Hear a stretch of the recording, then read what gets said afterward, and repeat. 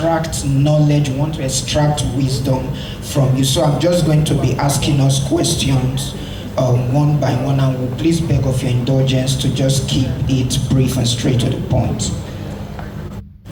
All right. Okay, so I will start with Mrs. Inyene Agro.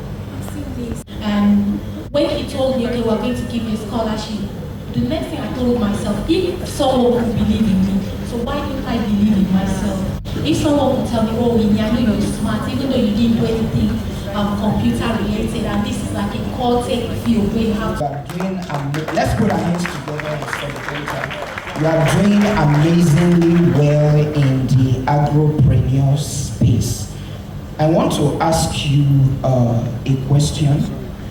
I believe you are from the state. Yes. What's one myth about success that you had to unlearn as you grew up?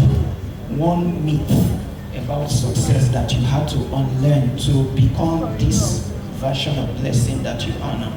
And please, I want to appeal to us as we go forward. Please, let's work with time. Thank you. Thank you very much.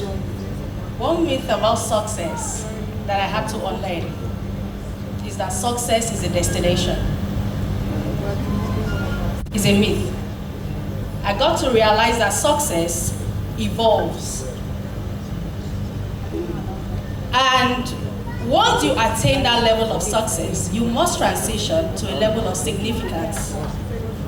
And significance is the ultimate in the Maslow hierarchy of pyramid. Because if you're successful and you look around you and you still have that yearning to be more, then something, your destiny is calling you. And it's like a ticking time bomb. I think that's what the legendary Ubon King also experienced. He had attained success, but he needed to evolve. And that brought him to think about significance, which is thinkation. How to impact and lead other people, show them the path where they should follow. I'm this young girl that always felt out of place. People will say you talk too much.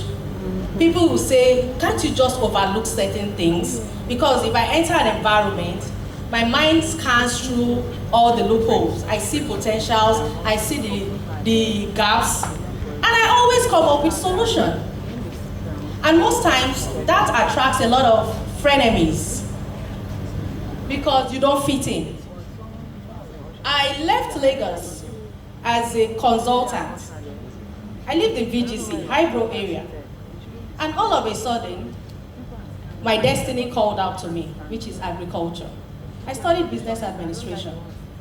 I left everything, including my CRV car, and came down to Akwa Ibom State.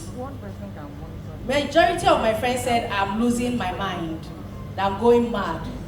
But later on, I was able to define that mad as making a difference.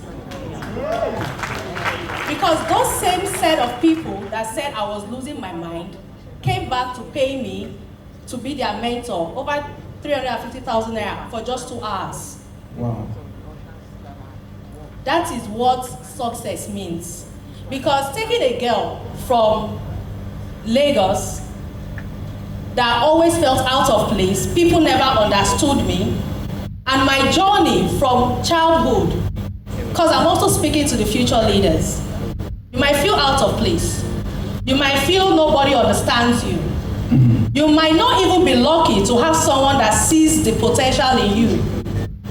Because even in the Holy Book, if you want to check Genesis 17:17, when God was talking to Abraham, Abraham argued with God. You cannot be telling me I am the father of many nations, because you cannot see yourself.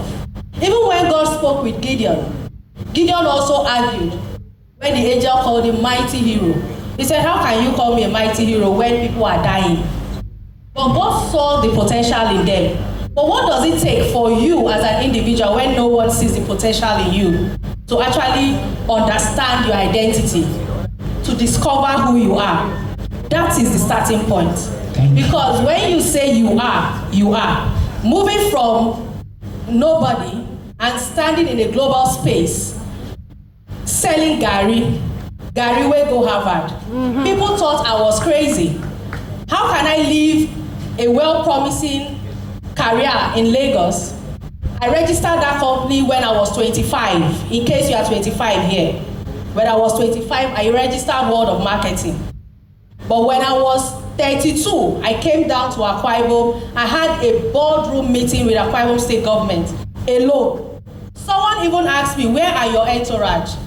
I said, now only me follow come. Because people will assume that you should come with entourage, paparazzi, you're talking to Akwa Ibom State Government. But I went alone, it was I, me, and my God. And I laid out the plan to them. I said, this is what I want to do. Because I'm coming to change the narrative. You cannot keep doing the same thing over and over and expect a different result. Something must shift, and I was the shift. And from that moment, it didn't come rosy. Because I thought, oh, now I'm in the agri space because someone needed 30 million naira worth of cassava chips. And that attracted me, that was the call. Because as a young person, I'm looking for money. And that attracted me to come into the agricultural space. But did I get the $30 million contract?